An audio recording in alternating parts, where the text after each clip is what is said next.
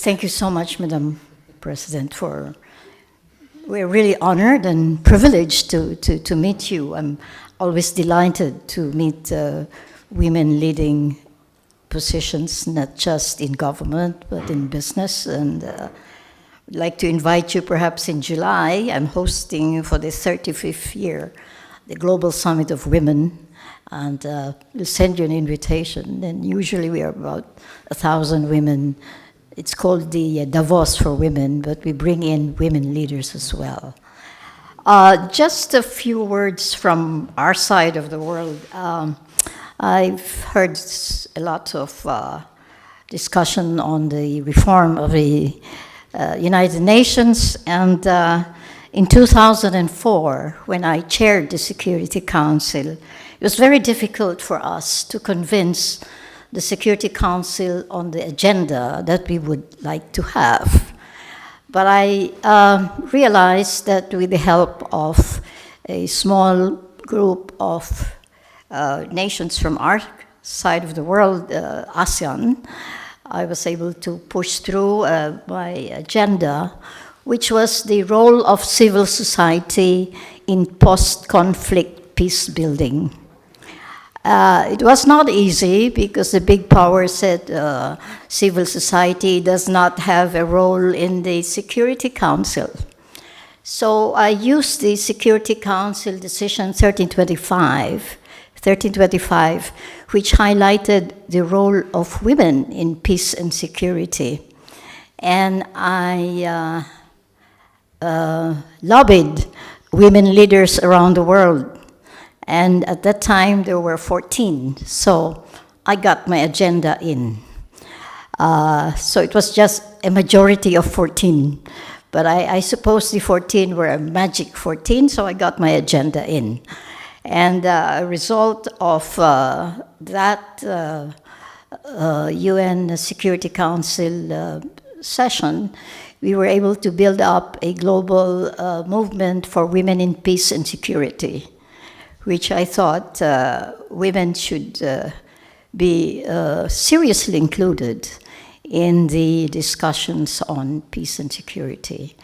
We just inaugurated in the Philippines the Asian Center for Women in Peace and Security. And we just nominated, and she got accepted as the first woman consultant for peace negotiations in the United Nations, which is a Filipino lady. Anyway, talking about small states, I'm always proud to speak of the ASEAN group of 10 small countries. We are very diverse, as you can imagine, as I said yesterday. You cannot have a more diverse community of 10 countries as ASEAN. But what was the magic of ASEAN? We looked for commonalities. We do not have a Brussels. We remain an intergovernmental organization.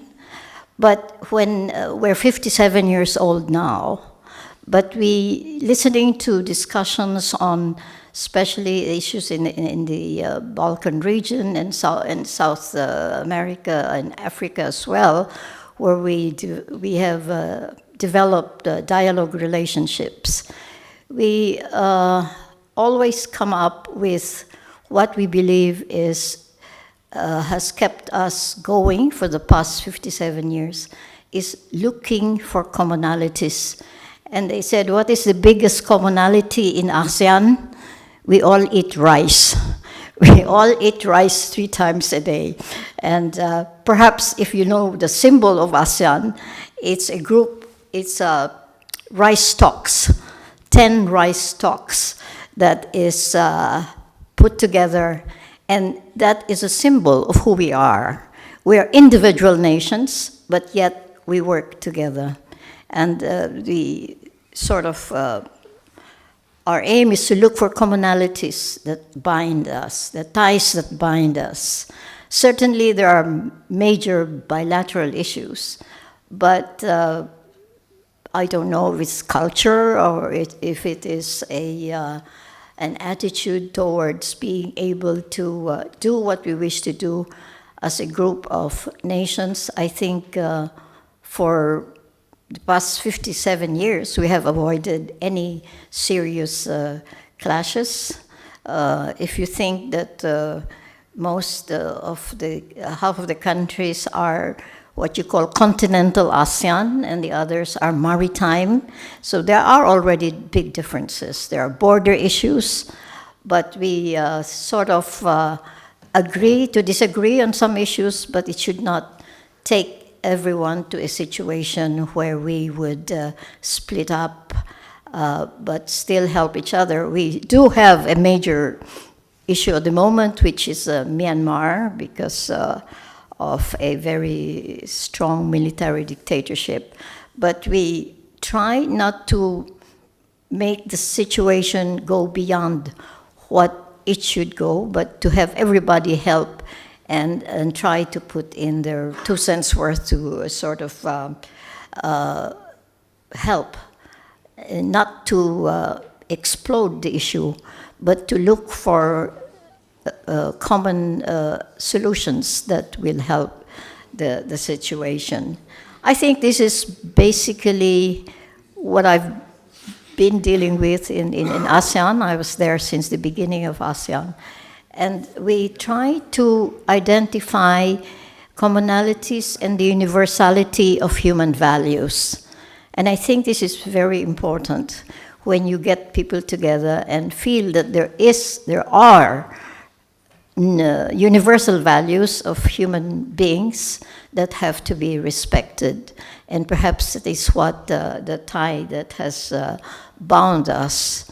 We do respect a lot the workings of the United Nations, and we certainly are a respectable and a responsible member.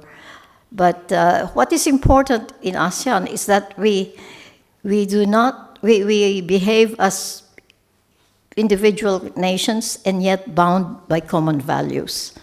We have decided not to create a Brussels that will decide things for us, but I remember when I coordinated ASEAN-EU relations, I was asked what's the difference, and I said, well, we learn from the mistakes of the European Union. So we look at what we think we can avoid, and perhaps that's the value of coming in later. But the most important element, I think, is for us, we're 700 million now, is to look for issues, to look for cultural and meaningful values, human values that keep us together. And we chair the ASEAN next year, and I don't know if I'm going to introduce a roundtable on cultural diplomacy as well, to take us to a wider level to engage other countries in Europe. So, being the lone voice in Asia, I suppose I thought I should speak a little bit on who we are, what we do, but more importantly, I think I'm very delighted and honored to say a woman president, because I'm part of the team that initiated the first draft of the Convention on the Elimination of All Forms of Discrimination Against Women. And since then, I've been working on gender issues. And I recently wrote to Secretary Gutierrez. I said, you know, your negotiating table does not have a woman in it. How come? And if you look at photographs of negotiating tables, there are no women. And we're trying very hard to I have nominated Ban Ki-moon one time in the Global Summit of Women to be the Woman of the Year, because he was the only Secretary General who put in UN Women.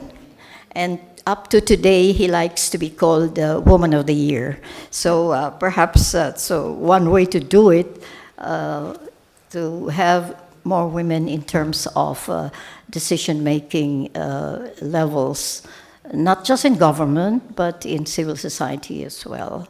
So thank you very much. Again, I'm delighted, and I'm here also to share our happiness with the Center for Mother Teresa.